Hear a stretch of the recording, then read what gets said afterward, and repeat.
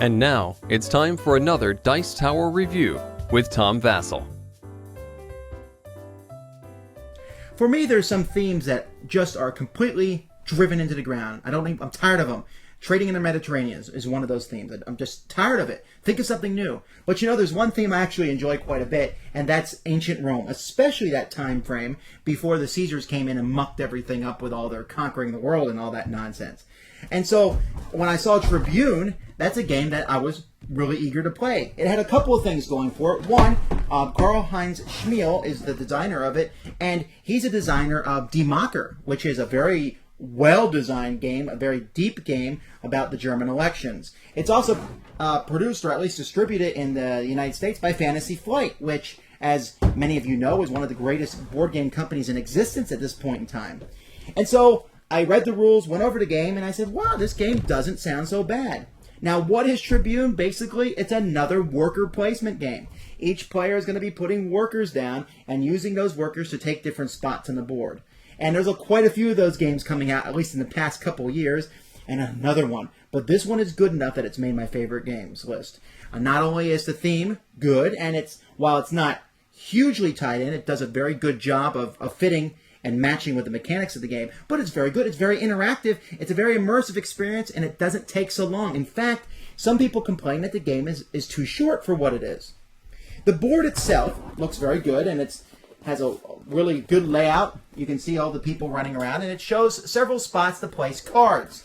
These cards are going to be placed all over the board. These cards are different colors to match different factions. This is the Gladiators faction, the Plebeian faction, the Senators, the Praetorians, and there's all different factions in the game, and these cards are ranked at different numbers. For example, the Praetorians go from 2 to 8, and the Senators go from 3 to 10. And so there's different cards.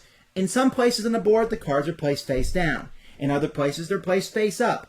And then players will take their workers, and the workers are wooden pieces who, I don't know if they're anything special really, but you're taking these workers and placing them on spots on the board, and once you put it on a spot, no one else can put one on that spot. Now, most of the places that you're putting putting your workers is places to get cards. Depending on where on the board you are, some of these places you have to pay money to get cards. In one place, you have to auction with other people. In one place, there's 5 cards stacked down, and whoever pays the most money gets to look through that stack first and take one of the cards. Well, that's not just the game taking these cards? Well, no, because at the top of the game board, and I'll show you a part of it right here, you can see a place for each faction. And if you put one of your workers on that faction, you are attempting to take control of that faction. And that is what you're going to be using the cards in your hand for. When you try to take over a faction, the first person to take over a faction simply needs to play 2 or more cards of that type. When you do so, you now control that faction. And you'll mark so on your player board, because you're trying to take control of several of these factions during the course of the game. After that, someone else will try to take the faction from you, and they're going to do so in one of 2 ways. They're going to either play down more cards than you. So if you have 2 cards with values of 5 and 6 in front of you, another person can play 3 cards, any value, and take the faction away from you. Or they can play a higher total sum than you did and take the faction away from you. And that's a very interesting aspect of the game, because factions are going back and forth, and it's possible for 2 people to try to take over the same faction on the same turn. And so that's the main basis of getting your workers on the board, so that you can take these factions. Each faction gives you a special ability. These special abilities allow you to control and get different pieces, and these pieces are essential for victory. At the beginning of the game, depending on how many players you have, you're going to pick a card like this. This card is going to show the victory conditions for this game. So, for example, here, I have a 4-player game here, and they're going to be looking at this, and there's several things here on this card, and you have to get 4 of those to win the game. You have to get a Tribune. That's one of the possible things that you can get. And you get him by controlling 2 different factions at the same time. It's a difficult thing to do, but if you pull it off, you then have the Tribune piece. Hooray for you. Or the favor of the gods. There's a certain faction that you got to control to try and get the favor of the gods. Or 3 legions. If you control certain factions, they give you legion pieces. You collect enough 3 of those, you've won your victory conditions. Or 10 laurels. There's one place you can go to get laurels. Actually, a few places you can go to get these laurels. They're easier to get, but you need 10 of them to meet that victory condition. Or 5 faction markers. You need to have controlled 5 factions at one point or another during the game. Or $30. And on this card, you have to have the 30, and I said dollars, denarii. 30 denarii to meet this victory condition. So all you need to get is 4 of those, and you've won the game. Unless someone else has gotten 4, then there's some tiebreakers and such. But I'm telling you, because of that, there's so many different ways to go for so many different things. People's strategies will be mixing and matching and fighting each other for control of factions, possibly for very different reasons. And I like the game for that. Now, the problem is, these cards, even with the cards that say a long game, aren't really that long. A game lasts maybe an hour, a little over an hour, maybe an hour and a half at the latest, and sometimes it feels like it's over. It just ended. We're in the middle of the game and it's done. And so because of that, they offer an alternate way to play where you can basically just get victory points depending on what things you got. For example, a Tribune is 7 points, a Scroll is 3 points, each Legion is worth 2 points, a Laurel's worth 1 point, and so on and so forth.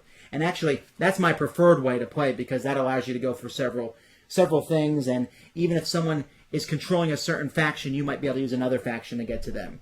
There's a lot of back and forth in this game. It's very interactive because you're taking factions, you're trying to lay down cards. It almost has a rummy type feel in the sense where you're laying down sets of cards. But because someone can take you by total sum or by amount of cards, that brings back a lot of interest in the game. You also have to watch your money supply. There's a place to go to get money, but by getting money, you're giving up cards, which in turn might put you behind in the race to control different factions.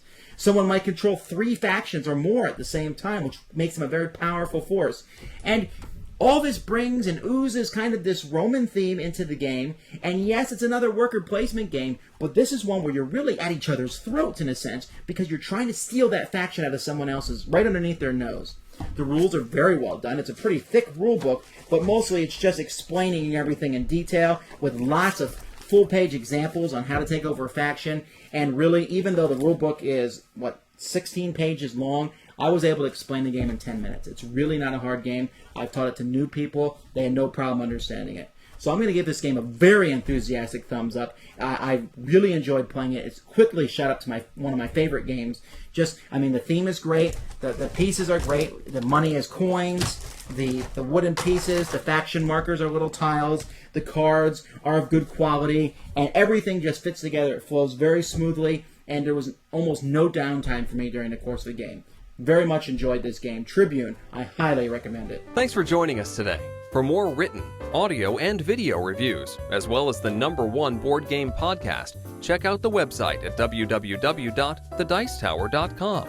Until then, this is Eric Summerer, and you've been watching The Dice Tower.